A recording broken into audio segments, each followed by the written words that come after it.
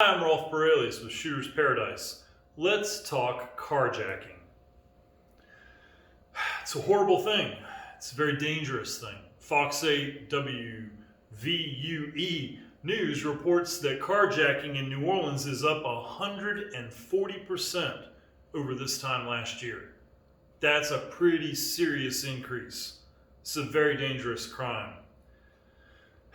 What can we do about it? Our options are limited, but there are some things that we can do which can make us safer. So first, some background information. There are two crimes, theft and robbery, that are commonly entangled and shouldn't be, that people don't understand that theft is taking something that belongs to you when you're not present. Robbery is taking something that belongs to you from you. Face-to-face, physical. Carjacking is similar to that because you have the theft of a car, and that's a very common crime, been around forever, since as long as we've had vehicles, they've been being stolen. Then we have carjacking, which is a relatively new crime. You see, home alarms haven't always been around. They're a relatively new thing. It used to be relatively easy for a thief to break into a house and get some stuff. That's how he gets paid. You go to a job every day to earn your living, and it's a career that you need to be able to have for the rest of your life in order to pay for your life. Well, criminals do the same thing. They have a career. Their career is crime. They have to do it day after day because they don't make enough off a robbery but to last for a couple of days. They've got to do another robbery after that. Just like you have to go to work every day, they have to go to crime every day. So criminals it's not one and done. It's not commit one robbery and I'm good for life. No. They've got to commit robbery day after day after day. They get very, very good at this. And so when stealing cars was easy, they would simply take the car and sell it. Today, it's very hard to steal vehicles because we have great electronics, we have great advancements in the locking mechanisms of the car alarms, the same thing as the house. So back in the day, they would break into the house, take what they needed. Well, what's happened is everybody now has home alarms, house alarms, and so the criminal can't just break in the way he used to. The criminal now needs to get that alarm deactivated. So what we see now is home invasion. They come in when you're home, when the alarm is not set. When you come home from the grocery store and you open the door, deactivate the alarm, and go to bring that first bag of groceries into the house, they do what's called a push-in invasion, where they push in past you to enter the house. They didn't have to break the door down. The door was unlocked. They didn't have to worry about an alarm because the alarm was deactivated. That's a carjacking. It's the same thing. Now, the level of force and violence that can happen there is dramatically increased. So these are very dangerous crimes. That's where this comes from. Cars are harder to steal. Therefore, they found a new way to steal them. They take them from you by force. It's not a good thing, but it's the arms race between criminals and citizens.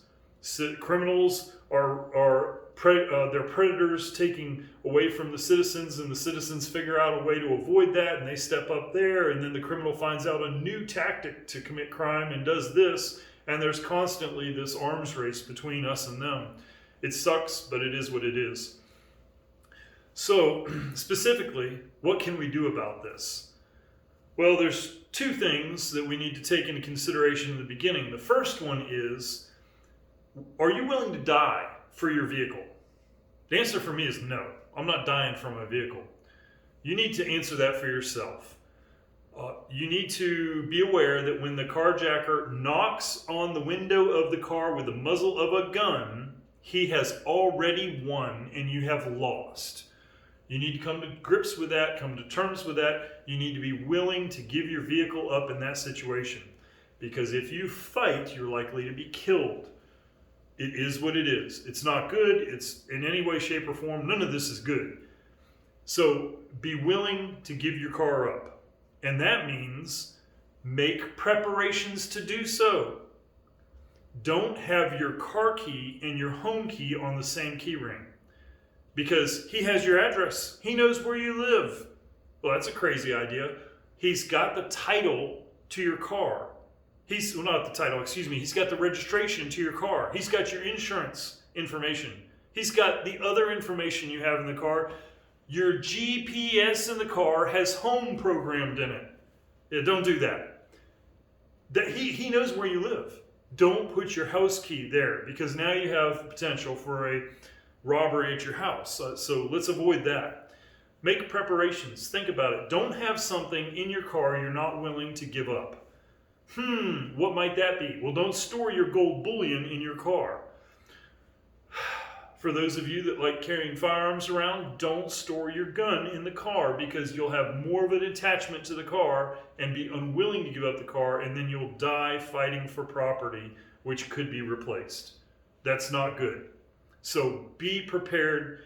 Understand when you've lost and he's won, and then give the car up and be prepared to do so. That's harsh, I know, but I'm worried about you staying alive. You always get another car. So when they come up and they knock on the window with the gun in their hand, they're knocking on the glass with the muzzle of the gun, we've lost. They won. Right then and there, it's done. So what can we do to avoid that? Well, the only thing we can do is to see them early. We've got to see them before that happens. We have to see somebody approaching our car who's not acting normally. We have to see somebody approaching our car. So you have to be aware of what's going on around you. The earlier you see them, the more time you have to get out of there and avoid the situation altogether. All right, so what can we do? Number 3, when you come to your car, get in and get gone. Get in and get gone. Do not sit in your car. Don't scroll Facebook. Don't write notes. Don't make phone calls from your car. Get in the vehicle and get moving. You see, what happens is the longer we sit in a car, the more likely we are to have the car taken from us. Remember, carjacking is taking from somebody by force when they're present. If you're not there, it's not a carjacking. You're not in danger if they steal the car when you're not there. That's a big win. So get in the car and get out of there. When you come to the store, get out of the vehicle and get into the store. Don't lollygag around. I'm the worst one for this, because for many years, while my wife went into the grocery store or went into Walmart, I would sit in the vehicle and wait for her. Well, I was just like a worm dangling on a hook waiting for Mr. Fish to come and bite me. I was bait. Don't be bait. So if you are forced to wait for somebody while you're in your vehicle and you're in a parking lot, pull through 2 spaces so that you're facing out, back into the parking place so you're facing out. You don't want to be facing into the parking place, you want to be facing out. You want to keep the car in drive, don't put it in park. So you're holding the brake with your foot while you wait for them. Because then if need be, all you have to do is stomp the gas and you can be out of there. Because you've planned where you're parking so that you have a straight shot to be gone. Because if you see a guy walking towards you and he's obviously hiding something as he's coming toward you, it's very likely it's a gun, and if you sit there, you're going to lose your vehicle and maybe be hurt. So it's far better to be able to jump on the gas and get out of there. You probably won't have time to put it in drive. You absolutely will not have time to back up and then go forward and get out of there. See, the danger here is if you wait too late and he's got a gun, if you stomp the gas, you can be shot as you pull away. Unlikely that would happen, it can. Remember though that it's much harder to shoot a moving target than it is to shoot a still target. So him hitting you is probably going to be a matter of chance rather than guaranteed. But if you try to drive away and you have to back up, stop, put it in drive and go forward, you're gone. So if you have to wait, keep it in drive, keep your foot on the brake, pay attention to what's going on around you. Number 4, whenever you pull up to a stoplight or a stop sign, leave space between you and the vehicle in front of you. In downtown New Orleans, I pulled up tight on a guy in front of me and their car broke down right then and I was stuck and couldn't get around them because the back traffic behind me was locked up tight on me. That's a bad thing. It was very inconvenient for me. It took a long time to get backed up enough to get around the vehicle. So for practical purposes, that's a nice thing. For tactical purposes, for you to protect yourself from carjacking, if there's enough room between you and the car in front of you, all you have to do is stomp the gas and go around them. And stomp the gas and you go right around them and proceed on your way and get away from the carjacker. That's right, that's real effective and it works really good. So how far back do you need to stop? Stop back so that you can see where the rear tires touch the ground. If you can see their rear tires touching the pavement, you've got enough room to get around them. There once was a time when people would be upset with you for leaving a gap between you and the vehicle in front of you, but that's not the case anymore. If you pay attention to this, people do that all the time because they're too busy looking at their phone as they're driving. So don't worry about making somebody irritated or anything like that. Especially use this tactic when you're going through the drive-thru to pick up food. Don't get right on the bumper of the vehicle in front of you in the drive-thru. Leave space so you can just whip around them and get out of there. Keep the car in drive with your foot on the brake. If at a stop somebody bumps you, be very, very, very careful. Assume this is an attempted carjacking. Assume that. Then you can be pleasantly surprised when it's not. Don't get out of your vehicle. They may jump out of their vehicle to assess the damage. Don't you do that. Because the best case scenario in that event, they have a partner who's going to sneak out of their car, come around the front of your car, jump in and drive off as you walk to the back of your car to look at the damage. And then what will happen is the moment you look away to see where your car is going, the driver that got out of his car will jump back in his car and he'll be gone too. And that's the best case scenario. The worst case scenario is they'll use force against you. You might be hurt or killed in that. So if you need to stop, if it looks like a little old lady who gets out of her car, crack your window half an inch. Talk to her through that crack. Be ready to stomp the gas and go. Ask them, if you need to, you yell through the crack of the window, follow me to the police station. Follow me down the street. Anyone who's not willing to do that, who has hit you, is somebody I would be very careful with. So be real careful with that. Assume anytime you're bumped at a stoplight or stop sign that it's a setup for a crime. Just make that assumption.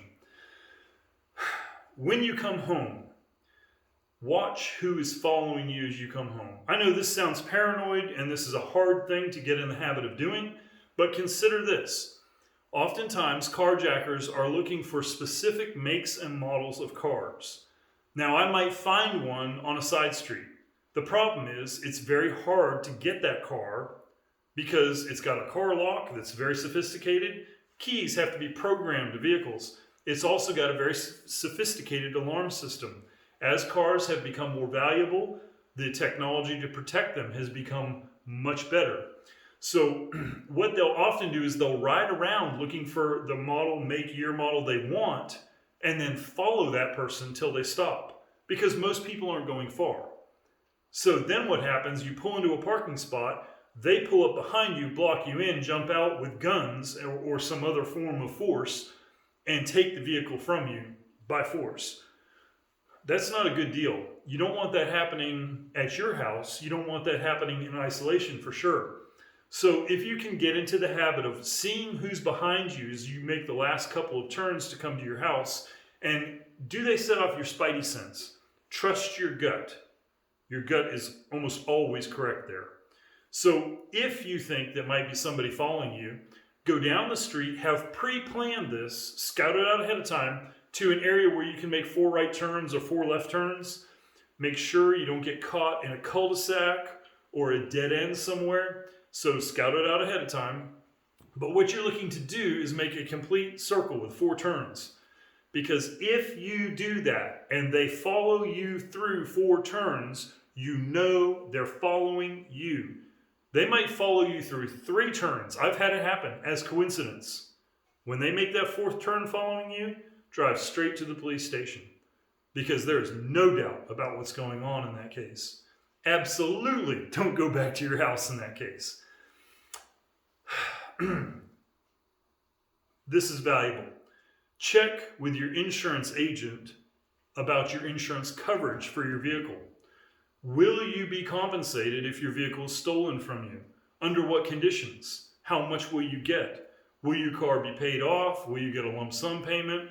You see, if I'm going to be paid whatever my car is worth if it's stolen from me, why would I risk my life trying to save my vehicle? I'm not going to do it. And if I don't have that coverage and I want it, it's a simple question: how do I get it? Because I would be shocked if somebody wasn't willing to write you coverage for that if you were willing to give them cash. So talk to your insurance agent. They can answer those questions for you. Seems every policy is different. What they cover is different. So find out from your agent. Coming up to the end here, number 8, there's a situation I'd like you to think about. You have 2 options when it comes to how you handle a carjacking or some kind of a situation like that. You can either shoot or you can drive. You cannot do both. And I am of the opinion that almost always driving is the far better option. If you just sit and shoot, you're a sitting duck. You can't move, you're stuck in the car. The car isn't going to offer you any protection from bullets, relatively speaking. You're a sitting duck. If you stomp the gas and go, you're a moving target, you're hard to hit, and because you're escaping, you're not offering any incentive for them to shoot. They didn't come there to kill you, they came there to take your car. Your car is disappearing. It's not going to benefit them to shoot at you. So the vast majority of the time, they're not going to shoot at you. Now, you may have some that get upset and pop off shots at you as you go, but it'll be luck more than anything if you were to be hit by one of those rounds, because it's exceedingly hard to hit a moving target like that. So you can either shoot or you can drive, and you need to make the decision of what you're going to do now.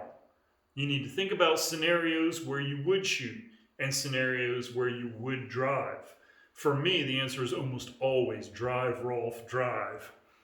Keep the car in drive and keep myself ready to stomp the gas and pay attention to what's going on around me. So the final point I want to make about carjacking, this is a really hard thing to talk about. This one, there's no good answer for. I'm going to throw some stuff out there for you to consider, and I hope that you will give it some serious thought, because there's just no good answer here. Number 9, my baby's in the car seat, in the back seat. There's no good answer here. They come up, they go to steal your car, knock, knock, knock with a gun on the window. If you say, well, I'm going to stomp the gas and go, and they do fire, your child's in the back seat. You're in the front seat. There's twice, the target's twice as big as it used to be. It would be horrible to live with my child dying because I chose to drive away. I would have a hard time dealing with that personally. What are you going to do? They knock, knock, knock on the window. They've got a gun. You've already lost. It's over. You need to give them the vehicle. That's what they came for. Well, there's a couple things you can do. None of them are good. Do not think any of these things are good, because none of them are. The whole situation is bad from the get-go. One of the things you can do is give them the vehicle and make sure they understand that your child is in the back seat, and beg them to let you take your child out of the car. You can have my car. Here's my purse. You can have everything. Just please let me get my kid. You see, car theft is a crime that's fairly serious. Carjacking is much more serious. Carjacking and kidnapping is unbelievably serious, and it's prosecuted like you would not believe. Criminals understand this. They don't want a car that's got a kid in it. They don't want that, because the danger goes up. The criminal charges go up. They've got the problem of the kid afterwards. They don't want it at all. But you got to remember, they're on drugs, because they're adrenalized. Whether they're on some other drug or not, they're absolutely pumped up on adrenaline. And if they are, they're not thinking clearly. So you need to make sure that you communicate to them that your kid is in the back seat, and please let me get my kid out of the back seat. That's an option. Beg them for your child. I would say that if you do something that's going to create a situation where they're going to start shooting, your child's in danger, because they don't care where their bullets go. They're indiscriminate when they shoot. So I would just caution you about that. If you did decide if you tried the begging option, please let me get my kid, and that didn't play, there might be another option. If you were carrying a firearm on your person, when you get out of the car, make sure the parking brake is set so that then they have to do more than just step on the gas to go.